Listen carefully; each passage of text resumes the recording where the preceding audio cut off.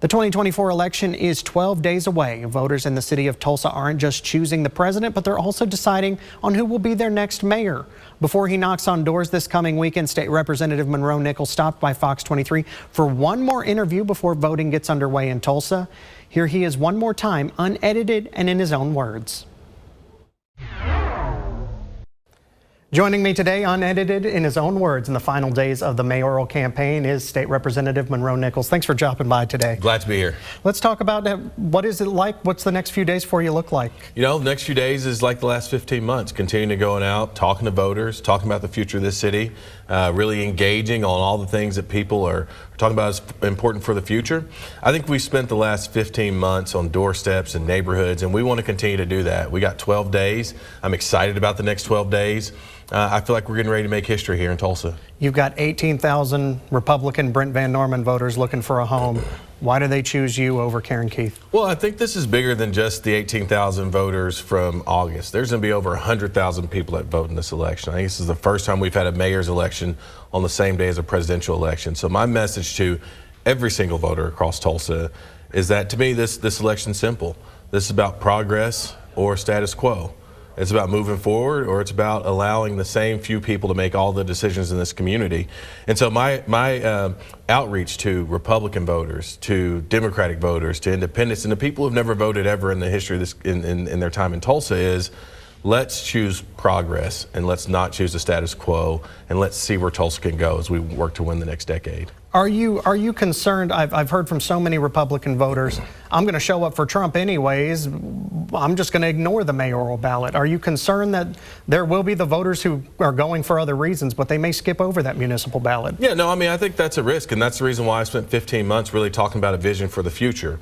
When we've talked about plans and how we're going to move Tulsa forward, it's not been about, you know, Republicans or Democrats. It's been about Tulsa. And so I think if folks take just a little bit extra time and do the research on the campaigns, do the research on the candidates, and think about who has demonstrated over the course of this campaign cycle that they are ready to be a mayor for everybody, I think they'll come to the conclusion that I'm that person. And so I hope that people do their research. We know that voter participation in Oklahoma is at the bottoms of, across the country.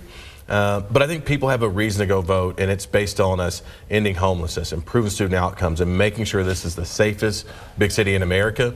That's not a Democrat or Republican platform. That's a Tulsa platform, and I hope people decide they're going to pick up that ballot and vote, because there's a whole bunch at stake this election. 15 months has been a long time. It has. Have any new issues arisen in that time that you want to talk about or address, or has it been the same concerns this entire time? I think it's been a lot of the same concerns this entire time, and in addition to that, you know, we've had now 15 months, and there hasn't been a whole lot in the way of progress against those concerns. Look, it's not lost on me that I'm running against an opponent who's been in local government essentially for 16 years.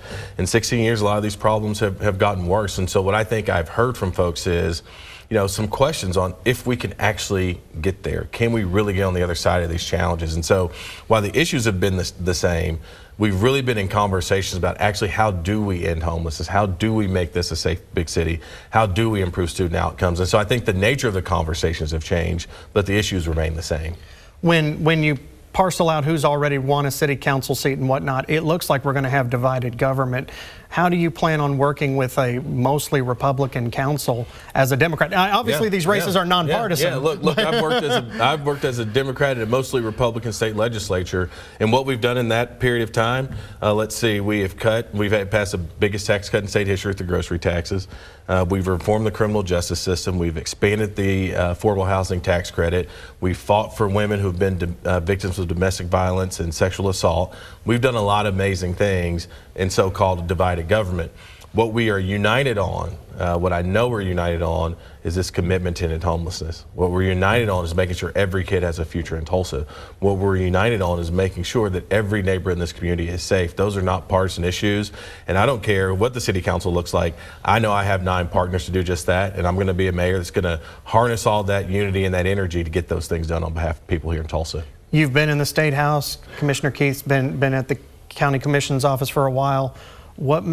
How do you go argue against that career politician looking for the next job kind of perspective some people have about both of you. Yeah, well, I mean, the commissioner served in office about double the amount of time that I have. And what I will say is like my whole career has been spent serving Tulsa in one way, shape, or form. And I think the problem is when you run for office just so you can have an office, that's a problem. I'm not running this campaign simply to be mayor. I'm running this campaign to end homelessness. I'm running this campaign to improve student outcomes. I'm running a campaign to make sure that Tulsa is a safe city. And so for me, it's less about a career politician and more about what are you going to do and how you're going to deliver on behalf of people. And that's what I've talked about over the last 15 months. It's what I'm committed to do in an accountable way as mayor. And I think that's the reason why we did so well on August 27th. I think that's the reason why we're going to win on November 5th.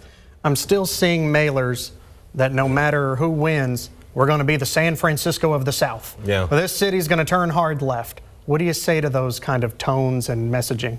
Yeah, I don't know where it comes from, but what I can tell you is that Tulsa is not going to be any other city. We are not any other city. We're going to go win the next decade, but it's going to start with having a mayor who has not only a plan and a vision, but who's going to be accountable for getting on the other side of a lot of our challenges. We are a city that was the oil capital of the world. We were the center of black wealth. This is all Indian reservation. We have a number of first-generation Americans who are living here.